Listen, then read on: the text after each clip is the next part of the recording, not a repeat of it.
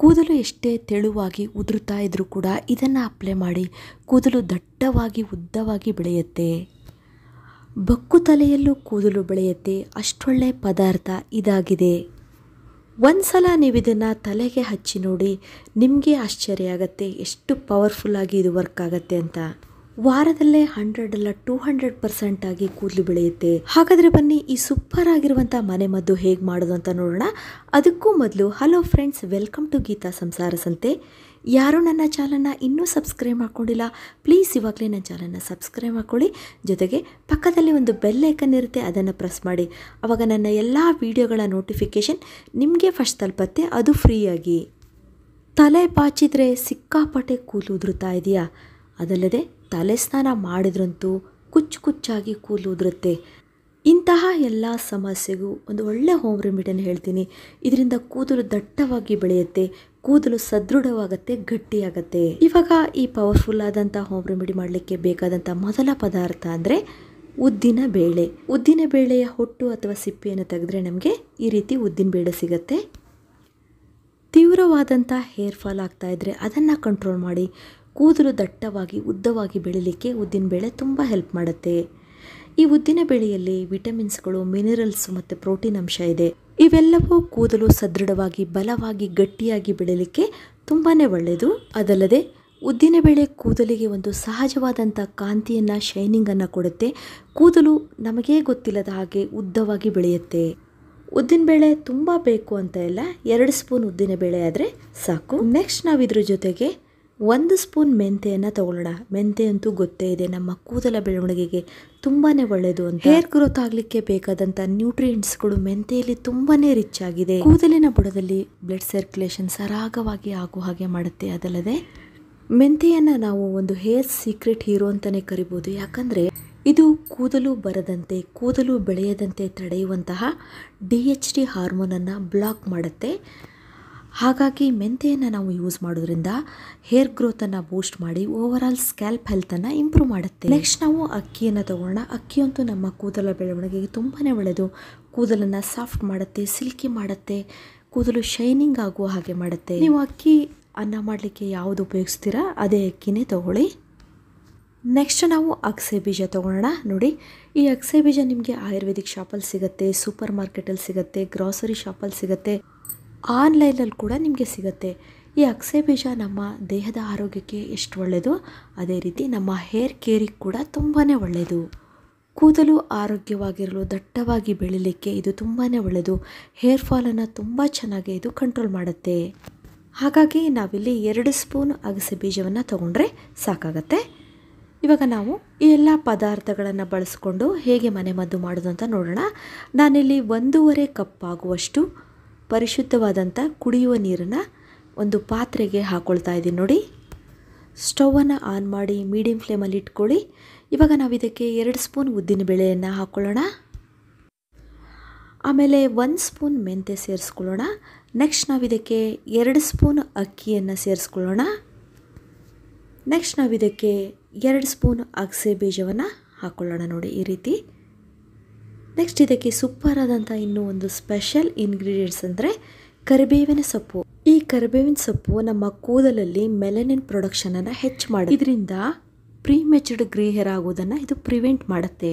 ಹಾಗಾಗಿ ನಾನಿಲ್ಲಿ 15ರಿಂದ 20 ಕರಿಬೇವಿನ ಎಲೆಗಳನ್ನು ತಗೊಳ್ತಾ ಇದ್ದೀನಿ. ನೋಡಿ, ಇದಕ್ಕೆ ಹಾಕ್ಕೊಳ್ಳೋಣ. ಸ್ವಲ್ಪ ನಾವು ಈ ರೀತಿ ಮಿಕ್ಸ್ ಮಾಡ್ಕೊಳ್ಳೋಣ. ಸ್ಟವನ್ನು ಮೀಡಿಯಮ್ ಫ್ಲೇಮಲ್ಲಿ ಇಟ್ಕೊಳ್ಳಿ. ಚೆನ್ನಾಗಿ ನಾವು ಇದನ್ನು ಕುದಿಸ್ಕೊಳ್ಬೇಕು. ನೋಡಿ, ಇದು ಚೆನ್ನಾಗಿ ಕುದೀತಾ ಸ್ವಲ್ಪ ಅದು ನೀರು ಮಂದ ಆಗ್ತಾ ಬರುತ್ತೆ. ನೋಡಿ, ನಾವಿಲ್ಲಿ ತೆಗೆದುಕೊಂಡಂಥ ಎಲ್ಲ ಇಂಗ್ರೀಡಿಯೆಂಟ್ಸ್ಗಳು ಅದರ ಸತ್ವವನ್ನು ನೀರಿನಲ್ಲಿ ಚೆನ್ನಾಗಿ ಬಿಟ್ಕೊಳ್ಳುತ್ತೆ. ಮಿನಿಮಮ್ ಒಂದು 2ರಿಂದ 3 ನಿಮಿಷ ನೀವು ಚೆನ್ನಾಗಿ ಕುದಿಸ್ಕೊಳ್ಳಿ. ಸ್ಟವನ್ನು ನೀವು ಬೇಕಾದ್ರೆ ಸಿಮ್ಮಲ್ಲಿ ಇಟ್ಕೊಂಡು 5 ನಿಮಿಷದವರೆಗೂ ಕುದಿಸ್ಕೊಳ್ಬೋದು. ನೋಡಿ, ಈ ಎಲ್ಲ ಇಂಗ್ರೀಡಿಯೆಂಟ್ಸ್ಗಳು ನಮ್ಮ ಕೂದಲ ಬೆಳವಣಿಗೆಗೆ ಅಮೃತದ ಥರ ಕೆಲಸ ಮಾಡುತ್ತೆ ಫ್ರೆಂಡ್ಸ್. ಯಾಕಂದರೆ ಇದರಲ್ಲಿ ರಿಚ್ ಆದಂಥ ನ್ಯೂಟ್ರಿಯೆಂಟ್ಸ್ಗಳಿದೆ. ಇವಾಗ ಕುದೀತಾ ಇದೆಯಲ್ಲ, ಸ್ವಲ್ಪ ನೀವು ಕೈಯಿಂದ ಮುಟ್ಟಿ ನೋಡಿದಾಗ ಸ್ವಲ್ಪ ಜೆಲ್ ಫಾರ್ಮಲ್ಲಿ ಆಗಿರುತ್ತೆ. ಆವಾಗ ಸ್ಟವನ್ನು ಆಫ್ ಮಾಡಿಬಿಡಿ. ನೋಡಿ, ಸೂಪರ್ ಆಗಿರುವಂಥ ಒಂದು ಪವರ್ಫುಲ್ ಆದಂಥ ಜೆಲ್ ರೆಡಿ ಆಯ್ತಲ್ವಾ. ನೆಕ್ಸ್ಟ್ ನಾವು ಇದನ್ನು ತಣ್ಣಗಾಗೋವರೆಗೂ ಬಿಡೋದು ಬೇಡ. ಬಿಸಿ ಇರಬೇಕಾದ್ರೇ ನಾವು ಇದನ್ನು ಫಿಲ್ಟ್ರ್ ಮಾಡ್ಕೊಳ್ಳೋಣ. ತಣ್ಣಗಾದರೆ ಈ ಫಿಲ್ಟ್ರಲ್ಲಿ ಇಳಿಯೋದಿಲ್ಲ, ಜೆಲ್ ಥರ ಆಗಿಬಿಡುತ್ತೆ. ಅಂದರೆ ಸ್ವಲ್ಪ ನೋಳೆ ಆಗುತ್ತಲ್ಲ, ಅವಾಗ ಸ್ವಲ್ಪ ನಾವು ಶ್ರಮ ಪಡಬೇಕಾಗತ್ತೆ. ಹಾಗಾಗಿ ಬಿಸಿ ಇರಬೇಕಾದ್ರೆ ನಾವು ಫಿಲ್ಟ್ರ್ ಮಾಡ್ಕೊಳ್ಳೋಣ. ಇವಾಗ ನಾವು ಫಿಲ್ಟ್ರ್ ಮಾಡಿದಂಥ ಆ ರಸವನ್ನು ಒಂದು ಕಡೆ ಇಟ್ಕೊಳ್ಳೋಣ. ಇವಾಗ ನೋಡಿ ಇದೆಲ್ಲ ಉಳಿದಿದೆಯಲ್ಲ, ಇದನ್ನು ಸ್ವಲ್ಪ ತಣ್ಣಗಾಗೋವರೆಗೂ ಬಿಡಬೇಕು. 1 ನಿಮಿಷ ಬಿಡಿ, ಬೇಗ ತಣ್ಣಗಾಗತ್ತೆ, ಪ್ರಾಬ್ಲಮ್ ಏನಿಲ್ಲ. ಇದನ್ನು ನಾವಿವಾಗ ಮಿಕ್ಸಿ ಜಾರಿಗೆ ಹಾಕಿ ಪೇಸ್ಟ್ ಮಾಡ್ಕೊಳ್ಳೋಣ. ಇದಕ್ಕೆ ನೀವು ಸ್ವಲ್ಪ ನೀರನ್ನು ಹಾಕಿ ಸಾಫ್ಟಾಗಿ, ಸ್ಮೂತಾಗಿ, ನೈಸಾಗಿ ನೀವು ರುಬ್ಕೊಳ್ಳಿ. ನೋಡಿ, ಈ ರೀತಿ ರುಬ್ಕೊಂಡ್ರೆ ಸಾಕು. ಎಷ್ಟು ಚೆನ್ನಾಗಿ ಈ ಪೇಸ್ಟ್ ರೆಡಿ ಆಯಿತು. ಇದಂತೂ ನಮ್ಮ ಕೂದಲಿಗೆ ಪ್ಯಾಕಾಗಿ ಯೂಸ್ ಮಾಡಿದ್ರೆ ಅಷ್ಟು ಚೆನ್ನಾಗೇ ಕೆಲಸ ಮಾಡುತ್ತೆ ಫ್ರೆಂಡ್ಸ್. ಇದನ್ನು ಹೇಗೆ ಯೂಸ್ ಮಾಡೋದು ಅಂತ ಹೇಳ್ತೀನಿ. ಇದನ್ನು ಒಂದು ಇವಾಗ ಬೌಲಿಗೆ ಹಾಕ್ಕೊಳ್ಳೋಣ. ತುಂಬ ಜನ ಮಾರ್ಕೆಟಲ್ಲಿ ಸಿಗುವಂತಹ ಎಂತೆಂಥ ಹೇರ್ ಪ್ಯಾಕೆಲ್ಲ ಹಾಕ್ತಾರೆ, ಅದೆಲ್ಲ ತುಂಬಾ ಕೆಮಿಕಲ್ ಪ್ರಾಡಕ್ಟ್ ಆಗಿರುತ್ತೆ. ಈ ಥರ ಮನೆಮದ್ದನ್ನು ಮಾಡಿ ನೀವು ಕೂದಲಿಗೆ ಅಪ್ಲೈ ಮಾಡ್ಕೊಳ್ಳಿ.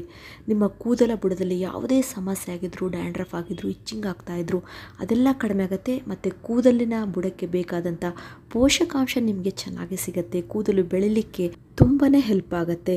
ಇವಾಗ ನೋಡಿ, ನಾನು ಇದಕ್ಕೆ 2 ಸ್ಪೂನ್ ಆಗುವಷ್ಟು ಕೊಕೊನಟ್ ಆಯಿಲನ್ನು ಹಾಕ್ಕೊಳ್ತಾ ಇದ್ದೀನಿ ನೋಡಿ. ನೆಕ್ಸ್ಟ್ ನಾವು 2 ಸ್ಪೂನ್ ಕ್ಯಾಸ್ಟರ್ ಆಯಿಲ್ ಅಥವಾ ಹರಳೆಣ್ಣೆನ ಸೇರಿಸ್ಕೊಳ್ಳೋಣ. ಪ್ಯೂರ್ ಆದಂಥ ಹರಳೆಣ್ಣೆ ತೊಗೊಳ್ಳಿ, ತುಂಬ ಚೆನ್ನಾಗಿ ಕೆಲಸ ಮಾಡುತ್ತೆ. ಕೂದಲು ದಟ್ಟವಾಗಿ ಸ್ಟ್ರಾಂಗಾಗಿ ಬೆಳೀಲಿಕ್ಕೆ ಈ ಹರಳೆಣ್ಣೆ ತುಂಬಾ ಒಳ್ಳೆಯದು. ಇವಾಗ ಈ 3 ಪದಾರ್ಥಗಳನ್ನು ಚೆನ್ನಾಗಿ ನಾವು ಮಿಕ್ಸ್ ಮಾಡ್ಕೊಳ್ಳೋಣ. ತುಂಬಾ ರಿಚ್ ಆದಂಥ ನ್ಯೂಟ್ರಿಯೆಂಟ್ಸಿಂದ ಕೂಡಿದಂಥ ಹೇರ್ ಪ್ಯಾಕ್ ರೆಡಿ ಆಯಿತು. ಇದನ್ನು ನೀವು ತಲೆಗೆ ವಾರಕ್ಕೆ 1 ರಿಂದ 2 ಸಲ ಅಪ್ಲೈ ಮಾಡಿ ನೋಡಿ. ಕೂದಲು ದಟ್ಟವಾಗಿ ಬೆಳೀಲಿಕ್ಕೆ ಬೇಕಾದಂಥ ಎಲ್ಲ ಪೋಷಕಾಂಶಗಳನ್ನು ಇದು ಒದಗಿಸುತ್ತೆ. ನಿಮ್ಮ ಕೂದಲು ಎಷ್ಟೇ ಉದುರ್ತಾ ಇದ್ದು, ಎಷ್ಟೇ ತೆಳುವಾಗಿದ್ರೂ ಕೂಡ ತುಂಬ ಸ್ಟ್ರಾಂಗಾಗಿ ಬೆಳೆಯುತ್ತೆ. ಅಷ್ಟು ಚೆನ್ನಾಗಿ ಈ ಹೇರ್ ಪ್ಯಾಕ್ ಕೆಲಸ ಮಾಡುತ್ತೆ. ತಲೆ ಸ್ನಾನ ಮಾಡುವುದಕ್ಕಿಂತ ಅರ್ಧ ಗಂಟೆ ಮೊದಲು ಇದನ್ನು ನೀವು ಅಪ್ಲೈ ಮಾಡಿಕೊಂಡ್ರೆ ಸಾಕು.